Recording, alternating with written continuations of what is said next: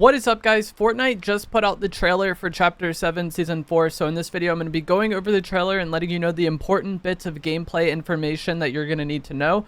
As always, if you guys do enjoy this video, find it helpful, informative, or interesting, remember to give it a like, subscribe if you would like to see more, comment down below what you think of the trailer, and if you guys would like to use my code when getting the Season 4 Battle Pass or anything else, it is EvolvedJake, just like my channel name is, and is underneath the webcam at all times. I am going to be talking over and kind of pausing the trailer at different times, so if you haven't already seen it and want to just watch it fresh, it will be linked down in the description below. So first we have Jonesy kind of falling into this new Override like hub area, and we get to look at several different like skins that will be coming to the game. We got Crash there, Spyro. He's looking for this 1-up coin, revive himself. And a lot of people are expecting this to be the battle pass for this season. So we kind of have some kind of drama within the community where people are upset that we get original skins in the battle pass, and then seemingly a lot of the collabs will actually be coming to the shop. But I've seen a lot of people say this skin is based on Link. This lady is kind of based on Tomb Raider. There's like a generic kind of military guy behind her that a lot of people like into Call of Duty. This lady looks like a more generic kind of Street Fighter character. And as per usual, you know, a lot of people are not happy with that because they would like the collabs to be in the past, because that is just a much more cost-efficient way to get it.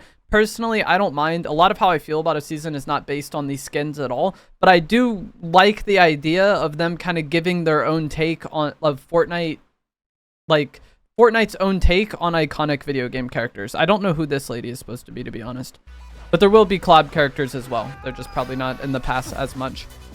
This is going to be the Sonic area. Sonic is expected to be a part of the Battle Pass and have gameplay impact on the game, because we see Jonesy here has some sort of Sonic sprint ability, and he's going to go through this loop-de-loop and collect a bunch of rings. And this is going to be the Sonic kind of POI area of the map. Which looks, you know, like an interesting POI. Definitely a different art style than what we're used to for Fortnite. It looks like they're going to be putting in a lot of like creativity into these areas. We also see some clouds in the sky that are shaped like the Pac-Man ghosts. Sprites are returning, obviously.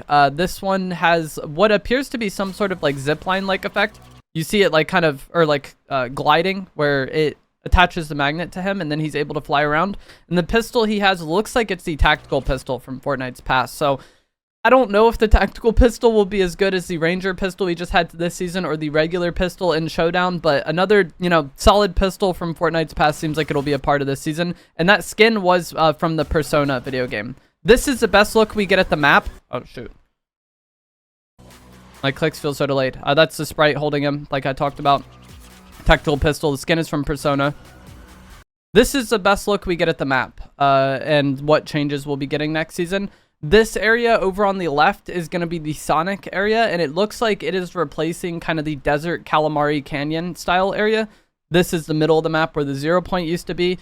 This, I think, is Geno's POI, and it is replacing Frosted Flats, unfortunately. I thought Frosted Flats was a pretty good POI, but it seems like it will be leaving this season. This is replacing Sinister Strip. This is like a temple style POI. But if you look at kind of the landmarks, you know, this is the middle of the map. This is that extract station that was kind of in between Sinister in the middle of the map. And then this is Sinister. And then this is the area where the live event took place. And that's where Frosted Flats would be in relation to like that and the middle of the map. So that's why I'm like kind of saying and expecting those locations to be the ones that change with these new locations. And Battlewoods is still here. This is the Geno POI. That's the temple. Now they do this like Street Fighter style thing here. I feel like this is more of just for show. I don't know if this is actually going to be something that affects the gameplay very much. This, I believe, is the temple area that is replacing Sinister Strip. He pickaxed her, and then we get a look at the Mega Man item, and then also he picks up a Colombo sprite. Colombo from Chapter 3, like the dinosaur thing that was on the map. Seems like it will be returning in sprite form. And this Mega Man glove looks like it kind of shoots explosions. I'm getting Bug Blaster vibes from it, but I don't know if it'll actually be like that. Tetris in I forget what this place is called. But the flooded POI seems like it'll be returning, and then this kind of Tetris stuff is happening there. This sprite, I don't know what it is, and I don't know if we really get a look at anything gameplay-wise that it would be doing. This lady has the new dual SMGs, as well as the kill switch sprite, I believe is what people are calling that. This is a look at the new shotgun, the 8-bit shotgun. This seems like it'll be pretty interesting. When the character aims down sight here, it looks incredibly accurate. And then in the bottom middle, there's like a score icon and like a combo, like something keeping track of your score and something keeping track of your combo. So I wonder if it gets benefits for like consecutive hits. Like if you keep that combo going, if the weapon kind of gets better and better, or maybe even more accurate. You see here the score and the combo, and then you'll see he aims in on this next character. And the weapon looks very accurate for a shotgun. Let's go back to that just to show. So this shotgun maybe could end up being pretty good. It's kind of hard to tell from trailers. Everything looks really good. This sprite seems like it'll be decent. It's a rabbit sprite that seems to give you some sort of improved jump. A lot of people saw this part in the trailer and they said it was shock rocks. But I believe it's just from the sprite. And I kind of expect this sprite to work like you do enough damage to enemies and then you get some sort of improved jump. And then at this point, the character has done enough damage. So you see he gets kind of like that double jump there. And then he gets those 2 eliminations. This is more like story than anything. This is 99 Nights in the Forest. It's a Roblox map. A lot of people are unhappy seeing Roblox in Fortnite. But think of Roblox more like a hub. And this game being like its own game. They're collabing with the creators of this map, not necessarily Roblox in itself. That's the villain from Sonic, Dr. Eggman. And then Geno pulls up. And it seems like Geno is going to be a boss next season because he does have his own like life total. And maybe he drops that pistol there. The visitor is Geno! And then Jonesy wakes up and tells everyone that the visitor is Geno. And so everything we just saw was a dream, but it likely will be how the game is next season. Obviously, this is a trailer.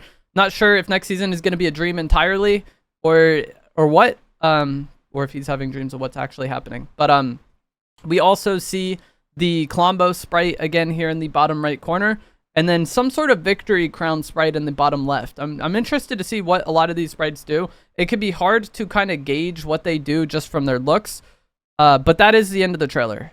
He talks to Peely and then the trailer ends. But so far, the sprites that we do actually know of, we have the one that gave you some sort of glide effect. I don't think this one would be that great. This kind of reminds me of balloons in a way. Like it's just something that will like hold you up in the sky. This is a better look at the Persona skin and the tactical pistol. But I expect this to be something that, you know, would be similar to balloons or like the very old jetpack where the person using it is very exposed. The map again. Trying to look at all the sprites. Colombo sprite, I don't really know what it does. Maybe an improved slide because it looks like Jonesy has a better slide here. You see that like boosted slide, but maybe that's a part of the Mega Man item as well. This sprite, I feel like the gameplay perspective we get here, we don't really get a look at what the sprite could be doing at all. And then same with this one. This looks like the kill switch character. Like I see everyone calling this kill switch sprite on her. But from this gameplay alone, we don't really see anything that really indicates what the sprite could be doing.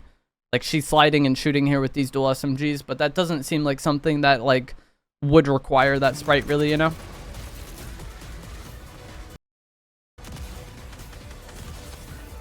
This sprite, I think it's pretty easy to tell that it's what's giving him that double jump.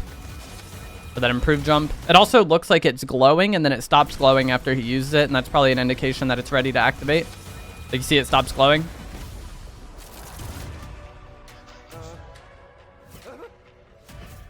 And that's basically it. I want to look in the background and see if I can see anything real quick. Someone gliding, but that's not really, you know, that unique. We have glider redeploy all the time.